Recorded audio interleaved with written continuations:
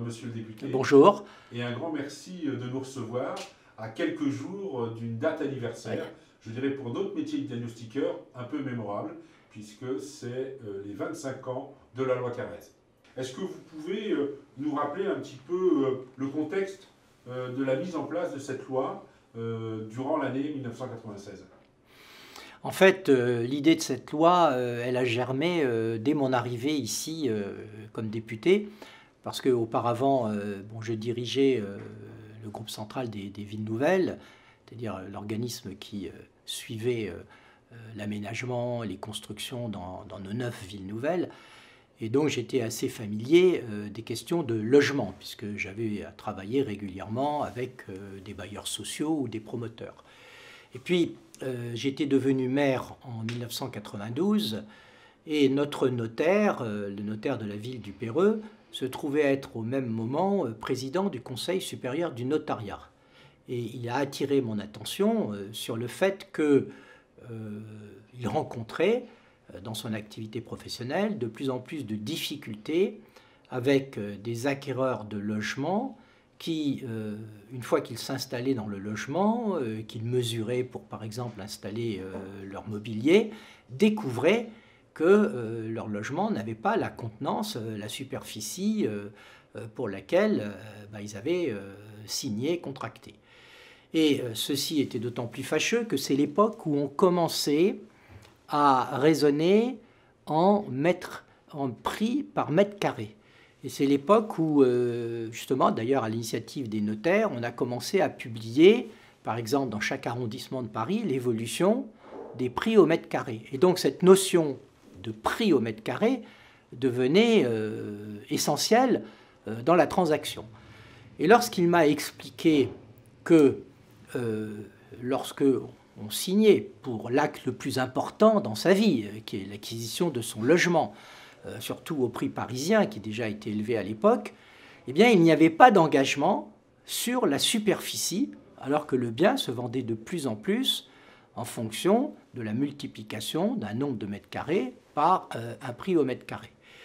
Et j'étais stupéfait de découvrir cela, parce que à l'époque, vous achetiez une automobile, vous achetiez un frigidaire, un réfrigérateur, une machine à laver, vous aviez des engagements de la part du vendeur ou du constructeur sur les caractéristiques du bien. Eh bien, pour le bien le plus important que l'on peut acquérir dans une vie entière, le logement, il n'y avait pas de protection, cette protection élémentaire de l'acquéreur. Et à partir de là, je me suis dit, il faut essayer de donner une base législative à une obligation, mais il ne faut pas que cette obligation soit à la fois trop complexe ou trop coûteuse. Il ne faut pas qu'elle entrave la fluidité du marché immobilier. Il ne faut pas non plus qu'elle renchérisse les coûts. Et donc, j'ai commencé à réfléchir comment s'y prendre.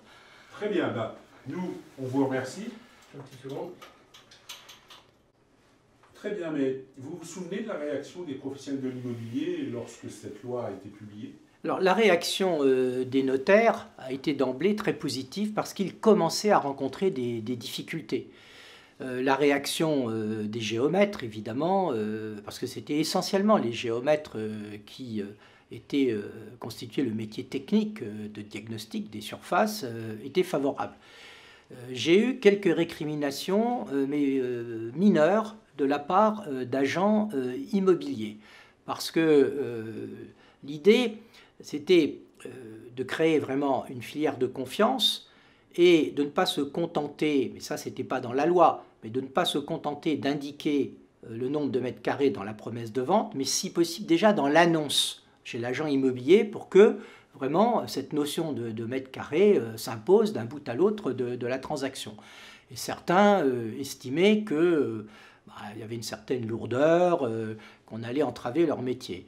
Et puis, des problèmes plus délicats à résoudre, certains ont constaté qu'ils avaient acquis avant la loi Carrez et qu'ils s'étaient fait finalement tromper sur la superficie, et ils espéraient bien, le jour où ils revendraient leurs biens, se refaire une santé. Et là, ça devenait impossible. Mais ces récriminations ont été vraiment mineures et la loi a été très vite acceptée et comprise parce que c'était une loi simple, extrêmement simple. Et donc, je m'étais efforcé vraiment de la rédiger en 3 ou 4 articles avec un seul texte d'application qui consistait à choisir le type de surface, et je voulais que ce soit une notion de surface habitable, mais n'importe qui pouvait comprendre la loi en la lisant, ce qui est très rare dans une loi. Elle était vraiment d'un déroulé très, très simple, et c'est pour cela qu'elle a eu du succès.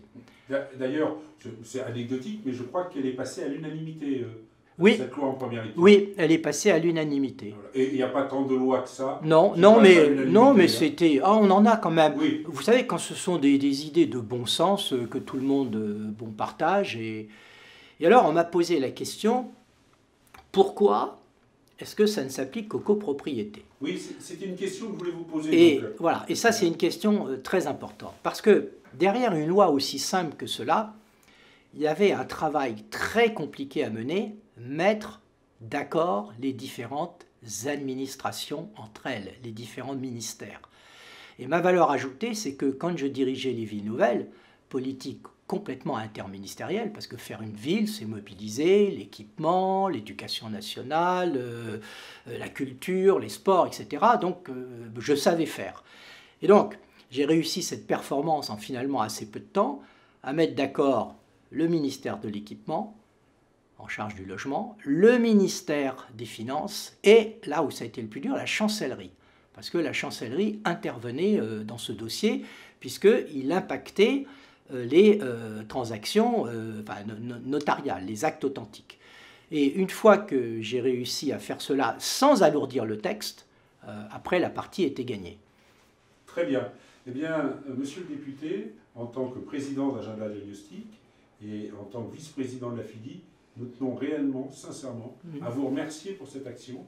Vous avez créé de fait après un métier qui est diagnostiqueur immobilier. Il y a aujourd'hui 8000 diagnostiqueurs immobiliers qui œuvrent en France. Et franchement, la première marche, ce fut cette loi Carrez. Oui.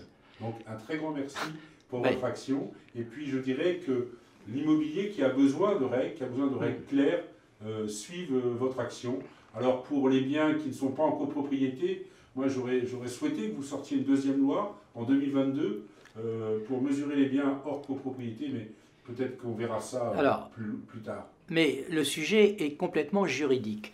Parce qu'au départ, mon idée, c'était que ça s'applique à tous les logements et donc de compléter un article du Code civil qui prévoit ce qu'on appelle la règle du 20e. C'est-à-dire qu'une transaction est considérée comme bonne, acceptable, sous réserve que l'écart sur la contenance, le volume, le poids du bien vendu n'excède pas un 20e, c'est-à-dire 5%.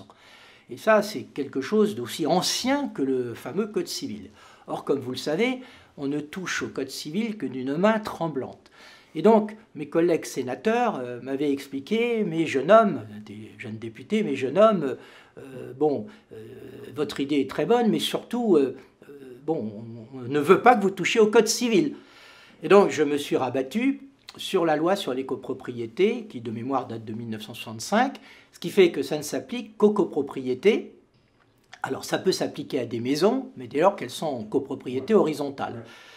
Alors, je dirais également que ce problème ne m'a pas trop gêné, parce que acheter un appartement et acheter une maison, ce n'est pas la même chose. Une maison, vous avez des facteurs nombreux, outre la surface, qui conditionnent votre décision d'acheter ou pas. Est-ce qu'on peut faire le tour de la maison? Est-ce que le jardin l'entoure? Est-ce qu'on peut aménager les combles? Est-ce qu'on peut utiliser davantage les caves? Est-ce qu'on peut jouer entre les pièces? Et donc, je ne dirais pas que la surface est un élément marginal, ça reste important, mais c'est beaucoup moins important, évidemment, que pour un appartement. Et donc, on en est resté là, et depuis, je sais qu'il y a eu beaucoup de tentatives, mais on ne touche au Code civil que d'une main tremblante, et pour le moment, ça tient uniquement sur la loi sur les copropriétés. Très bien. Un grand merci, monsieur le député. Merci à vous. Écoutez, j'ai été très heureux de faire ce texte parce que c'est un texte extrêmement simple, alors qu'en amont, il y a eu beaucoup de technicité en réalité et beaucoup de travail pour ajuster les choses avec les différentes administrations. Et alors qu'aujourd'hui, on recherche en permanence la simplicité, la compréhension, et que pour moi, une loi simple et compréhensible fait partie de l'élément de confiance dont ont besoin nos concitoyens, cette loi a rempli son objectif. Et par ailleurs, c'est vrai qu'on a besoin de sécuriser en l'occurrence l'acquéreur sur le bien qu'il achète, mais de sécuriser également les professionnels. Parce que très rapidement, y compris les agents immobiliers, ont été très favorables. Parce qu'ils n'avaient plus ces conflits, ces récriminations qui sinon se seraient multipliées. Et je pense que cette loi, son grand intérêt, c'est que c'est une loi de confiance, simplicité et confiance. Et à partir de là, ça marche. Oui, tout à fait. Et le diagnostic, c'est aussi, ça répond aux mêmes règles, ça respecte les mêmes règles. Et c'est pour ça aujourd'hui qu'il est important que le diagnostic soit bien réalisé avant la signature d'un compromis de vente pour que l'ensemble des parties soient protégées. Et cette loi, si je puis dire, a fait des petits parce qu'on s'est rendu compte que s'agissant de l'immobilier, il y avait l'aspect surface, mais il pouvait y avoir l'aspect consommation énergétique, l'aspect plomb, saturnisme. Et j'ai eu le bonheur de voir sur des publicités qui défilaient sur des voitures dans Paris où il était marqué Carrez, thermite, plomb, etc. Donc j'étais en bonne compagnie. Eh bien, tout à fait. Vous avez tout à fait raison, monsieur le député. Merci beaucoup. Merci à vous.